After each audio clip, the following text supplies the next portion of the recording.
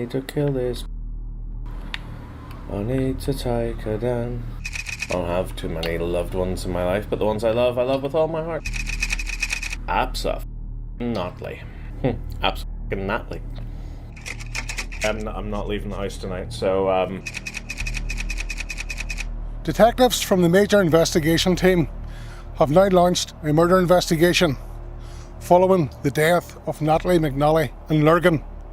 This follows the results of the post-mortem. The 32-year-old died a violent death, having been stabbed a number of times. She was murdered at her home in the 𝘪𝘯𝘯𝘬𝘮 area of the town, and evidence now suggests that she was murdered on the night of Sunday, the 18th of December.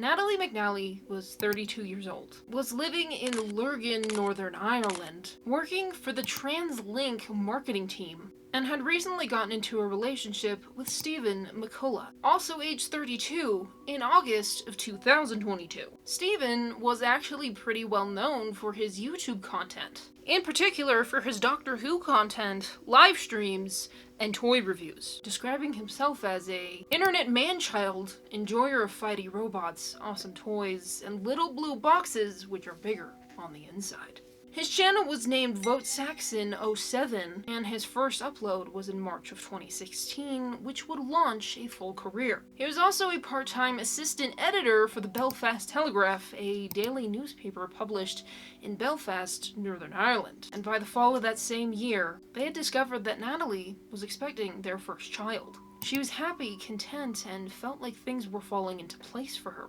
But on December 18th, 2022, that life would be stripped away. Natalie, 15 weeks into her pregnancy, had been watching football at her parents' home. There were texts from Stephen, him letting her know he was going to be streaming, sent at 17:57 GMT, or 5:57, saying, "Right, I'm away to stream the night away. Wish me luck." She responded, "Good luck. I might have a peek at your live stream later." And just a bit later, Natalie went home to her home in 𝘪𝘯𝘯𝘬𝘮. CCTV in the area shows she arrived home at about 19 GMT or 7 PM. And only 9 minutes later would a different CCTV catch a man walking towards a bus stop in 𝘪𝘯𝘬𝘮. This man had on a hood, scarf, gloves, and was seen carrying a shopping bag. He boarded the bus and traveled to Lurgan. This man walked right by 𝘪𝘯𝘯𝘬𝘮, but then came back around 8:52 PM, and at 9 PM, the neighbors reportedly heard a woman scream, though no calls were made to emergency services at this time. And at 9:31, this man was seen having changed his clothes, walked to Carnegie Street in Lurgan, and got into a taxi. This taxi would apparently travel to Lisburn, dropping this man off, where the man got out, went to the grounds of the house before coming back out to pay the driver and collect bags from the vehicle, which were then thrown over a hedge. Natalie had been beaten, choked, and stabbed to death that night, and it was Stephen that found her when she didn't respond to any of his messages. Apparently, he expressed concern she may have slipped into a diabetic coma. He found her body at the top of the stairs in her home, called 999, and remained on the line for 12 minutes while waiting for paramedics to arrive. And at first, Stephen was a prime suspect. He found her after all, and he was her partner. But Stephen had an airtight alibi. He had been streaming for over 6 hours on his YouTube channel, a stream titled The Violent Night Christmas Live Gaming Stream. It had even been announced on Twitter previously. He played a mix of games, including Grand Theft Auto, during the time she was murdered, which meant it couldn't have possibly have been him. His stream started at 6 PM and ended around midnight. Immediately, Stephen shifted blame to someone else. Someone who has remained unnamed, but is believed to be her ex. He allegedly told detectives, "I know why this happened. Her unnamed person has done this." Allegedly, this person had been bothering her and harassing her just days prior. However, on the day Natalie's body had been found, Stephen was arrested anyway. He had been ruled out a suspect due to his alibi and was let go Christmas Eve. But over the next few weeks, it would seem that the police continued to look at him as a suspect. The CCTV footage revealed the man who killed Natalie to be similar to his stature and have a similar gait, and the way she died was an intimate act, and offenses of this nature ordinarily involve a domestic context. While Stephen tried to claim that this was the work of the unnamed person, there was no evidence that this person had even been in 𝘪𝘯𝘬𝘮 at that time. Stephen, meanwhile, was grieving alongside her family and friends. He even requested to spend time alone with her body before the service, sitting with her for about 20 minutes. He went around telling family and friends that he had been streaming the night she died, and he was seemingly struggling with everybody else. But on January 31st, 2023, Stephen was arrested again. You see, something had been really off with Stephen's live stream upon detectives reviewing it. He said in the very beginning that he wasn't able to interact with the chat, blaming his computer, but saying the chat could talk amongst themselves if they so desired. What are we doing tonight? Well, because this streaming software is kind of up the left, it means I can't check the live chat, which is a real shame. So, by all means, talk amongst yourselves. I could use my phone to dip in every now and again and check it, but I've decided that I kind of hate live streams where people just sit and read comments and go, "Oh my god, yes, ask me questions, better." And also, if I go on my phone for too long, I'll end up just scrolling through TikTok, and the amount of time that I've lost scrolling through TikTok is unbelievable. So yeah, phone's away. Can't look at the live chat for some bloody reason, because if I do, it makes the whole thing freeze and OBS just screws up. In fact, I'm still live. Good. This was a bit strange, but the chat went on, oblivious to the way that Stephen had been using them. The stream was pre-recorded. The stream was never truly live, and several moments throughout the stream raised a lot of red flags, and after cybercrime experts were able to prove that this was fully a pre-recorded live stream, Stephen's alibi was destroyed. The story then changed. Stephen was drunk at home, but he had to have been home to even start the live and to oversee things and make sure it was running smoothly. He admitted to faking it, but he was drunk and he fell asleep. But on February 2nd, 2023, Stephen was charged with murdering Natalie.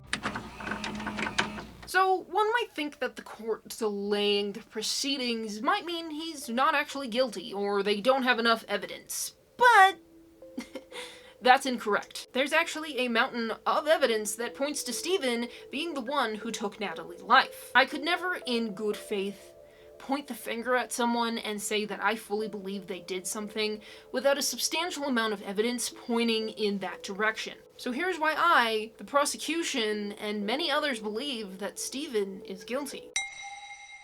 After 4,000 hours of CCTV footage being carefully viewed, hundreds of house-to-house inquiries, and Stephen being caught in a blatant lie, Stephen ended up becoming the prime suspect for good reason. Not only did he set up what he thought was going to be a foolproof alibi, he lied until he was backed into a corner and had to admit that the stream was never live. In fact, it was pre-recorded days before, around the 13th or 14th of December. Pre-recording is one thing, no big deal. But using it as an alibi to deceive detectives, her family, the community, paints him an entirely different light.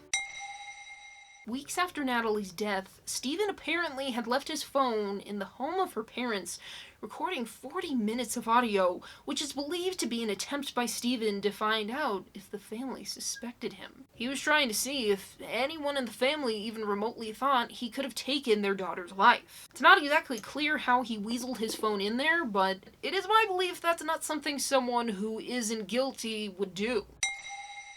The red flags mentioned before, throughout the livestream, showed an overall aggression, anger, and things that would stand out now in hindsight. Thank you so much. I swear to God, see if it fucking takes too long and this gets away, I will kill you all with fire!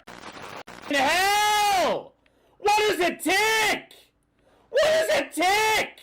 What the f does it take? Around the time of Natalie's death, between 8:52 p.m.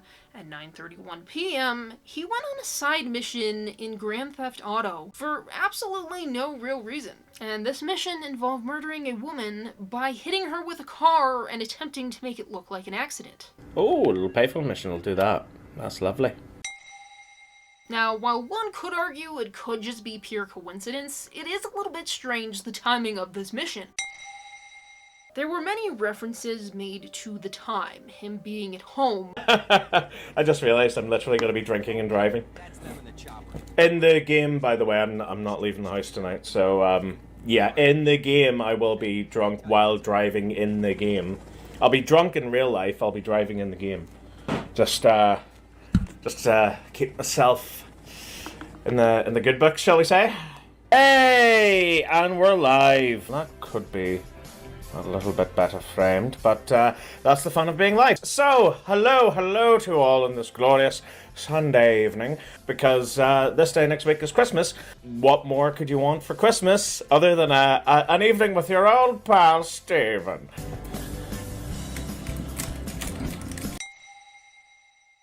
I wanted to do a live stream, and I've been wanting to do one for quite some time now. All this past week, I have been trying to hook up a PS3 to this streaming software. Is it streaming? Yes, it is. Oh, thank God. Bringing it up once or twice, sure, that's whatever. That makes sense. But various times for no other reason than just wanting to. There were also a few disturbing quotes said throughout the live stream. Stephen's gonna lose his...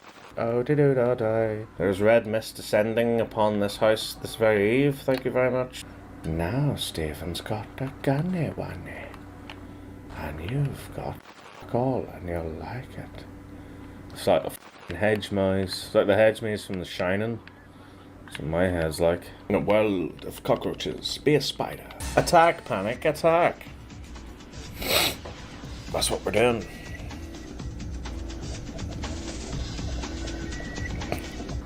I don't have too many loved ones in my life, but the ones I love with all my heart.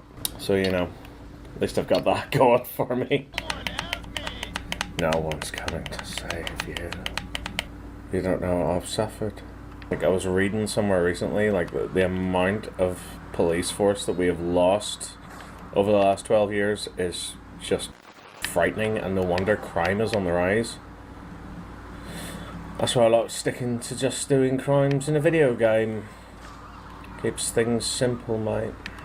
So I thought you were supposed to, like, run him off the road and kill him, much like your woman. During his side mission, he said this. I need to kill this. I need to take her down, 'cause I won't pass the mission if I don't get this to die. And perhaps most disturbing and weird of all was him name-dropping Natalie in the live stream for absolutely no reason. Yeah, that's physics. That's what would happen in the real world. Absolutely. Absolutely.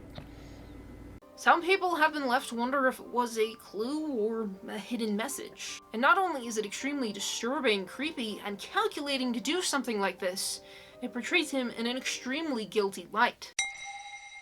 During a break from the live stream, a random photo popped up for a small amount of time. A promotional photo for a James Bond film with the words, "No Time to Die," in which he apologized for and said it was a mistake, something that should have never popped up. I'll tell you something. I made a real pig's ear of that.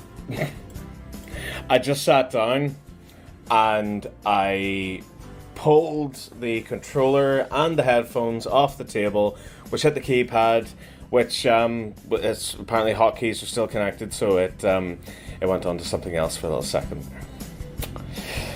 Yeah, anyway. Leaving many to wonder if this was also another hidden message. We know that this couldn't have just accidentally popped up because this live stream wasn't live. So why did he keep it in the recording? I and many others believe that he left that in for a reason.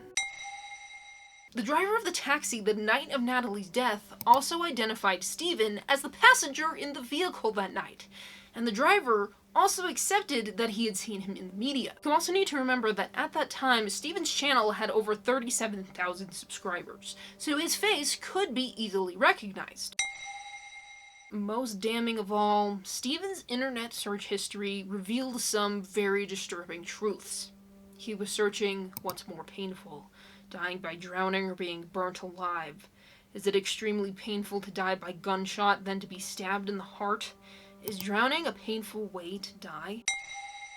And according to the detectives, Stephen really didn't cooperate much. He was the only person who had first-hand experience of the murder scene, but refused to cooperate with the investigators. One would think that in the wake of your partner and future mother of your child being brutally murdered, that you would make every possible effort to see justice, but he wasn't doing that at all. He was doing the exact opposite as soon as things got turned around on him, and his alibi fell through. And allegedly, Stephen had deleted the pre-recorded live stream YouTube video just 5 minutes after the broadcast ended, which may have shown that he was attempting to get rid of the proof that it was pre-recorded. With mounting evidence and all suspicion turned on him, one might be asking themselves as to what the possible motive could be. Why would he ever do something so heinous to his partner? Recall that at the very beginning of this, Stephen was pointing fingers to Natalie's ex, someone who had allegedly been harassing her, at least according to him. Natalie, and whoever this individual truly was, were in actually pretty frequent contact, and this person had been in touch with Natalie on December 15th. December 16th, there were 2 calls to her from this person, and apparently Stephen knew of these calls. He told her family, saying she was so upset she curled into a ball and started crying, stating, "He won't leave me alone." This doesn't exactly line up with the messages that were found in Natalie's phone. Their exchange was actually pretty normal according to investigators, and nothing showed that Natalie was upset or scared at this person contacting her. And the only person who really seemed to point fingers at this person anyway was Stephen. And going off script for a hot minute, I remember reading something from her parents saying that they didn't believe that their daughter thought she was in any kind of danger. If she was being harassed by this unnamed person, why wouldn't she tell her family herself? Messages from the 15th of December between 12:15 a.m. all the way to 4:56, 33 of them on WhatsApp to be exact, made the prosecution argue that once again, Stephen was trying to manipulate the situation and shift the blame off of himself. And the prosecution believes that this may have been the motivation behind killing Natalie. On the 17th, again, Natalie and this unidentified individual were texting while she was apparently at Stephen's house. And on the day of her murder, it was found that her phone had been unlocked 9 times. Her phone was searched through primarily her WhatsApp and Twitter. No more messages had been sent, which was sort of odd. The prosecution had wondered if it wasn't Natalie unlocking her phone, but Stephen. As a family member of Natalie's actually confirmed that Stephen was given the passcode to her phone sometime in November of 2022. So it's quite possible it was him digging through her phone to see what he could find. While I cannot find any context around what the messages exchanged with this unnamed man actually said, the messages hinted at something more intimate. Something that would have provided someone who was already unstable, rocky, a reason to take her life.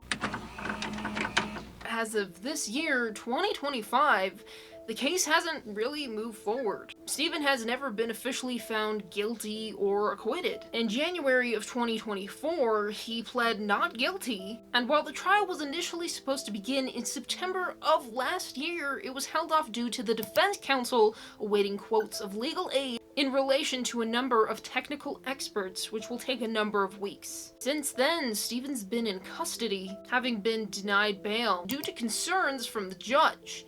If released, the judge said he would inevitably and potentially interfere with the witnesses. Another trial was set for May 6th of this year, but as of the recording date, I can find nothing about it. Although the fate of Stephen is yet to be decided, the death of Natalie left a huge impact on her family, friends, co-workers, and her community. The National Women's Council held a rally in her memory, with people holding signs that read, "Justice for Natalie." Some wore pink or blue clothes to recognize the unborn child, who was to be named Dean, whose life had also been taken. And an extremely touching post from a close friend of Natalie's on Twitter went into length at what a great and amazing friend and, in general, person Natalie was, and what a huge loss her life was to those who knew her. Natalie was so much more than a victim. She was a sister, a daughter, an expecting mother, a friend, a co-worker, an inspiration for those struggling with type 1 diabetes, a life that was deeply loved. The loss of Natalie is still felt today. May we remember her, continue to fight for justice for the life that was taken and the life that was lost. I don't really know how to segue from that into the usual discussion at the end of these videos, but this case actually was so hard to research because most of this comes from articles in a completely different country. So researching this was incredibly difficult, as well as getting accurate info. So I tried to be as accurate as I possibly could. If you've noticed anything wrong or any misinformation, please do correct me and let me know, and I will make a comment down below correcting this mistake. Yeah, so as of May 17th, 2025, where this case stands, I'm not really sure. I feel like there is so much evidence against Stephen that there's no way they're going to not find him guilty, but I know that the justice system can be kind of... Yeah, it was really hard to get information on something that happened in Ireland when I'm based in America, so I did as much research as I possibly could, tried to be as accurate as possible. But overall, this is just a really disturbing story, and it's a really heartbreaking story if you read through just how loved she was, and you see the things people said about her, and I can't imagine. I feel like people often just talk about victims, like that's all they were, you know? And I want us to remember Natalie as something more than just someone who ended up being murdered. Right? She was a person, she was a life, and it doesn't really matter what the motive or anything was. It's just a tragic situation, no matter how you look at it. So how's everybody feeling? If you're new to this series, this is the dark side of the internet, where we tell stories that happened because of the internet. Weird, creepy, usually. And because he used a live stream as an alibi, I was like, this is a story I want to tell. We've kind of leaned in more towards true crime, and that's not really like the vibe I want to present this with. So I don't know what our next one's gonna be about, but it's not gonna be about anyone dying or attempted murder. If you have any suggestions of things you want to see, you can leave down comments down below telling me what you want to see investigated, talked about, or just in general researched. And if you're too shy to comment down below, there is a Google form you can fill out. It's anonymous. You can say whatever you want there. Just be nice to me. This series takes dozens of hours of research, scripting, writing, editing, filming, editing the filming, you know. And I love getting to be a storyteller. So, if you enjoy this series and you want to see more, there's a couple things you can do for me. One, you can like the video so I can tell if people like these or want to see more in this general vein. Number two, you can comment down below your thoughts, your feelings, your vibes, whatever you're thinking. Number three, you can subscribe and join me on this YouTube journey and support me as we grow. The support means a lot to me. It means a lot to get these people's stories out there. And remember, if you want to check out any other episodes of this series, they will be linked down below. Thank you all so much for watching. Hopefully you all enjoyed, and hopefully I will see you all here next time.